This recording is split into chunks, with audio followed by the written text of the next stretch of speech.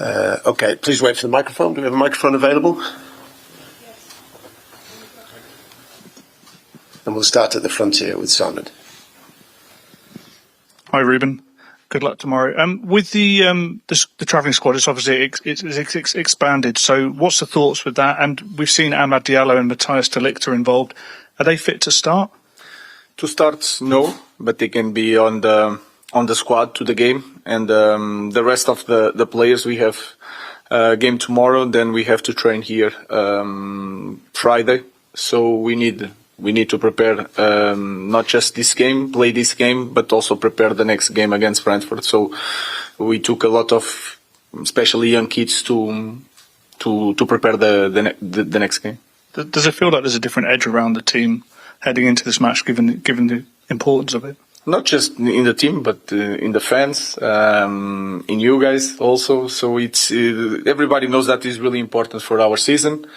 We know that nothing is going to save our season, but this can be huge, winning a trophy, and also to get in Champions League, to have European games next year could change a lot of things in our club, even in summer.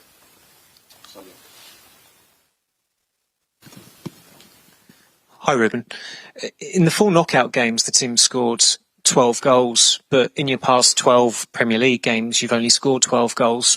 Why do you think the team is so much better in Europa League than Premier League? I don't know in that department. I don't know because we had some games that we didn't create situations, but it's not the case in the last games. When we stopped for the national teams, we had against Nottingham we had situations, against Wolverhampton we had situations against Arsenal at our home. So we are creating the chances, but we are not scoring goals, and sometimes you don't have an explanation for that to happen. So if you create situations, you are near to score a goal. But in Europa League, you are scoring more than in the league. I don't have a big explanation for that. Paul. Para Manuel. ¿Puedes hablar un poquito sobre la importancia? Can you talk about the importance of playing at this tournament, at the Champions? As the head coach said, this is not going to save the season, but the history of United is written with titles. So that's why we are focused very much on tomorrow and to be able to play in Champions next season. So this is very important, and altogether we're going to try and win. You've been very honest about the team's form this season since you took over. There's a scenario whereby you could finish 16th or 17th in the Premier League, win the Europa League and still get in the Champions League. Some people would say that devalues this competition, and it's embarrassing that a team that finishes so low in a domestic league could be in the Champions League. What is your answer to that? I think is the rules. It's hard to talk about that. Maybe it's not, you could say it's not fair because the best teams, the champions, should be in Champions League, but you have this competition to give a value to this competition is one way to reach. It's like one cup in our league. If you win the cup, you go to European games. So is the rules? I don't know if it's fair or not. But if there is that possibility, we have to try to reach it. Along the line there. Hi, Ruben. Ugarte has been mentioned as a potential transfer target. I know that you're not going to tell me if he's the one that you do want, but you brought him in from Coventry and helped him develop into one of Europe's best strikers. Is that the kind of project you want to do at Manchester United? Or are you looking to bring somebody in with that experience who can help the younger strikers we already have? Our focus is to help our players that we have. Rasmus scored one goal in the last game. Again, I think you can see that Rasmus has the talent, Josh has the talent, Shido has the talent. We have to improve the players, but to improve the players individually, we have to improve the way we perform, the way we play. And we are far from being a really consistent team that can help the strikers to score many goals. So again, it's more, I already spoke about that. We are scoring. We have a clear lack of goals, and that cost us a lot of points this season, and we have to improve that to help the strikers to improve. Hi Ruben, you've spoken before about the pressure that comes with playing for Man United. Obviously tomorrow is very important. The season's riding on it. You said there's implications for maybe the summer budget, even the future of the club. Have you got any concerns about the players' ability to cope with that extra pressure, given that there's already pressure playing for Man United anyway? No, I think they are prepared. And if you see this team, maybe with some problems during the year, they were able to win cups, and that is also a pressure, especially English Cup, that a big thing in our league. So they are prepared. They are every player are international, but then the context and this season was really complicated in every aspect. So I don't see that is an issue. They are excited to be here. They want to win. They are capable of winning. Again, it could change our summer. It could change the next year. But if we want to improve the club, we should not be focused on this. It's not the most important thing in our club. We have to deal with a lot of things in our club, and we will be fine with Champions League or without Champions League. Hi, Ruben. I'm Amanda from Danish Disney Plus. What kind of impact do you expect from Rasmus Hojlund tomorrow? The same that he had in the last game. He scored the equalizer.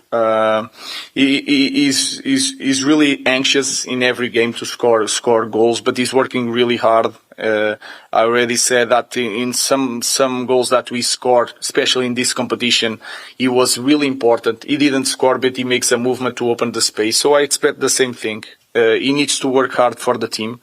And I think he's in a good moment, in a good spirit to do a great game tomorrow. One in the middle there. Hi, Ruben. Ziggo Sport Netherlands. Could you talk to us a little bit about what that incredible comeback against Lyon has done to the confidence in this team and how far you can reach in this competition? I think it's more a club thing, not in the. Everybody knows that when you play in Old Trafford, something special can happen. But then in the next game against Wolves, we create a lot of situations that we didn't score, and that confidence came down a little bit. So this season is a little bit like that. We are always searching for a great moment that can change a lot of things. We just need to be consistent. But it was a great night. And sometimes in this kind of season, you have these special moments that you can take, and in this kind of games, we can use that to fuel the players to do something more special.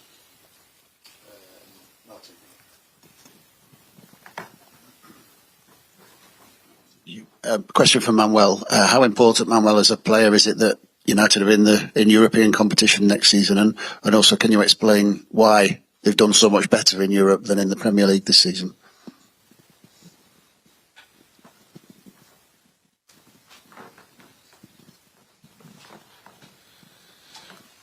Yo creo que algo.